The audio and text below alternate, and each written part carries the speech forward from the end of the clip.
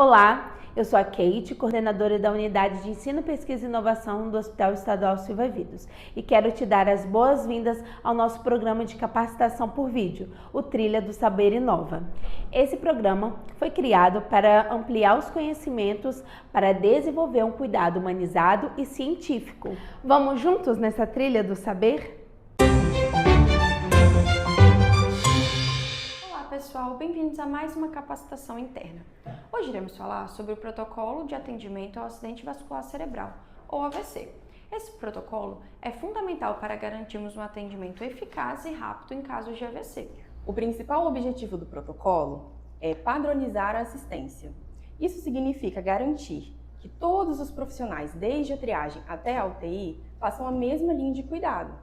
Com isso, nós reduzimos o tempo entre o início dos sintomas e a intervenção, otimizamos os recursos do hospital e, é claro, melhoramos o desfecho clínico.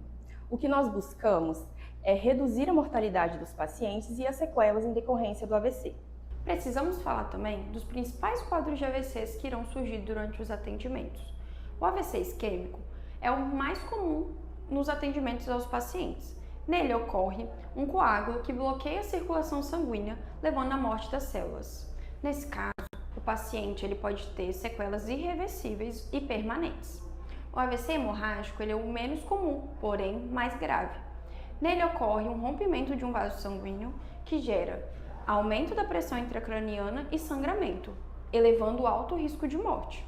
O ataque isquêmico transitório ocorre quando o paciente apresenta sinais e sintomas parecidos com um AVC, porém que somem entre alguns minutos e algumas horas. É importante lembrar que, nesse caso, é um sinal importantíssimo de alerta para o paciente num possível AVC futuro. Os critérios para a inclusão do protocolo são pacientes maiores de 18 anos com os sintomas compatíveis, e que estejam dentro do tempo da janela terapêutica, que é de 4 horas e meia para a trombólise e 24 horas para a trombectomia. Já os critérios de exclusão são pacientes que estejam fora da janela terapêutica, pacientes que tenham algum quadro clínico que justifique os sintomas, pacientes que tenham histórico de sangramento intracraniano, coagulopatias graves ou que tenham usado recentemente algum tipo de anticoagulante, pacientes com glicemias extremas, no caso de hipoglicemia ou hiperglicemia, e os pacientes que tenham tido algum quadro de AVC ou traumatismo crânioencefálico nos últimos 3 meses. Esses critérios são fundamentais para garantir a segurança do paciente e a efetividade do tratamento. Na triagem, devemos aplicar a escala de Cincinnati em qualquer paciente que apresente um quadro súbito neurológico. Neste caso, devemos ter alguns sintomas que precisamos estar alerta. São dificuldade para falar ou entender, paciente com perdas visuais, pacientes com dificuldade de equilíbrio e quando apresentem cefaleia súbita e intensa sem justificativa. O paciente deve ser encaminhado neste momento para a emergência. Deverá ser comunicada à equipe multidisciplinar sobre a abertura do protocolo, garantindo que o atendimento seja prestado. E é aqui que entra o trabalho em equipe. A equipe de enfermagem do pronto-socorro deve acionar o protocolo, encaminhar o paciente para a tomografia, aferir a glicemia, garantir 2 acessos calibrosos do paciente, hidratação e o registro dos horários-chave. A equipe da emergência e da UTI devem receber o paciente da tomografia, fazer o monitoramento dos sinais vitais, realizar um eletrocardiograma, bem como acompanhar a administração do trombolítico. Já a farmácia precisa garantir o kit com todos os medicamentos necessários para esse momento, principalmente a alteplase.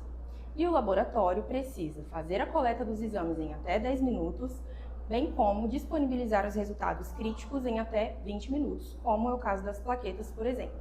É importante salientar também que a tomografia deve ser feita em até 30 minutos após a suspeita diagnóstica. Agora falaremos sobre o ABCD da monitorização. O A e o B significa monitorização respiratória. Devemos manter a saturação adequada. Pacientes com Glasgow menor que 8 e saturação menor que 94 deve-se considerar intubação. O C significa monitorização cardíaca. Devemos, nas primeiras 24 horas, realizar eletrocardiogramas e controle da pressão arterial após trombólise. O D significa avaliação neurológica. Neste caso, o médico deve aplicar a escala de Nice e Glasgow. E, por fim, alguns cuidados específicos que precisamos ter com os pacientes após a administração da alteplase são: não realizar antiagregantes ou anticoagulantes no paciente nas primeiras 24 horas, manter o paciente em jejum devido ao risco de rebaixamento do nível de consciência e, como consequência, um risco também de broncoaspiração, não realizar procedimentos invasivos no paciente nesse período, como sondagens, punção profunda, manter o controle rigoroso da pressão arterial, mantendo níveis pressóricos abaixo de 180 por 105 mm de mercúrio, mas também evitar pressão arterial muito baixa. Além disso, é importante sempre evitar o uso do membro afetado também para as punções venosas. Essas medidas evitam que ocorram complicações hemorrágicas com os nossos pacientes. Essa é a nossa ficha de abertura do protocolo de AVC. Ela está disponível no efetivo e nós vamos disponibilizar também o material dessa aula para que vocês possam verificar. Para finalizar, reforço: o sucesso no atendimento depende completamente da equipe, da sua eficácia e agilidade. Neste caso, sigam sempre o protocolo, registrem cada etapa e lembre-se, cada minuto significa milhões de neurônios preservados. Muito obrigada pela atenção e até a próxima capacitação. Lembre-se, no AVC, cada minuto conta. Tempo é cérebro.